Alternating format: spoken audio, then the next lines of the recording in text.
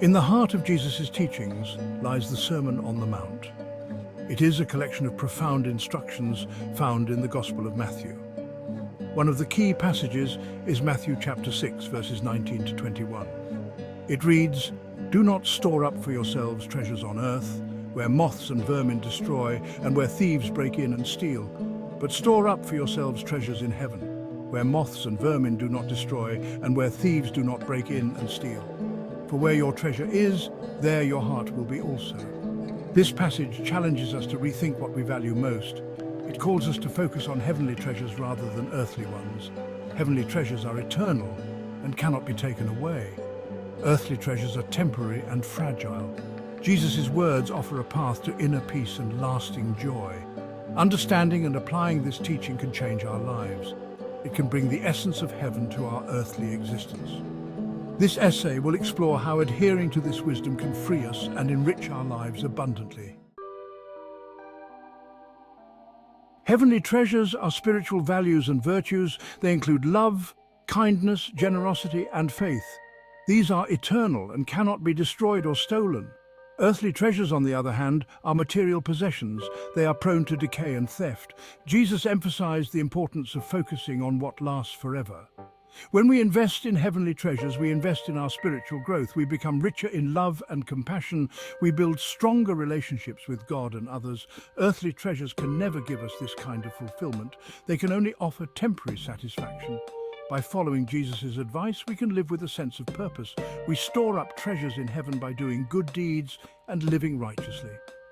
This brings us closer to God and aligns our lives with His will. Earthly treasures can divert our focus away from what truly matters. Jesus also taught us that we cannot serve two masters. In Matthew chapter 6, verse 24, he said, "No one can serve two masters. Either you will hate the one and love the other, or you will be devoted to the one and despise the other. You cannot serve both God and money." This is a crucial aspect of living according to his teachings. Serving two masters creates conflict within us. It divides our loyalty and devotion. When we try to serve both God and wealth, we end up serving neither well. Our hearts become conflicted, and we lose our sense of direction. Choosing to serve God means prioritizing His values. It means seeking His kingdom and righteousness above all else. Wealth, while not inherently evil, should not become our master. It should be a tool we use to serve God and others. Section 4. The freedom of prioritizing heavenly treasures. Prioritizing heavenly treasures brings a sense of freedom. We are no longer bound by the pursuit of wealth. Instead, we find joy in serving God and others. This shift in focus liberates us from the anxieties associated with materialism. When we prioritize heavenly treasures, we experience a deeper sense of fulfillment. Our lives gain new meaning and purpose. We become more content and less driven by the need for material possessions. This freedom allows us to live more authentically. We are not swayed by societal pressures to accumulate wealth. We find satisfaction in living according to God's will.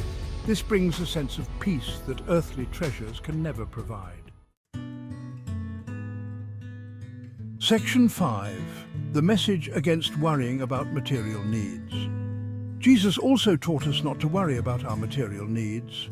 In Matthew chapter 6, verses 25 to 26, he said, "Therefore I tell you, do not worry about your life, what you will eat or drink, or about your body, what you will wear.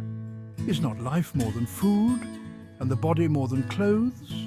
Look at the birds of the air.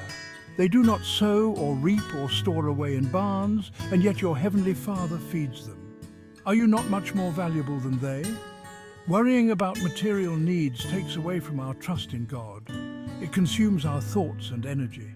It prevents us from fully experiencing the joy and peace that come from relying on God.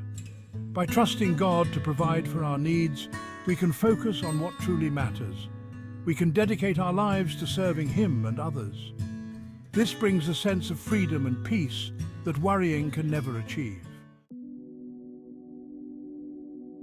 Section 6. Trusting God leads to a more abundant life. Trusting God with our needs leads to a more abundant life. When we rely on Him, we experience His provision and care. This deepens our relationship with Him and strengthens our faith.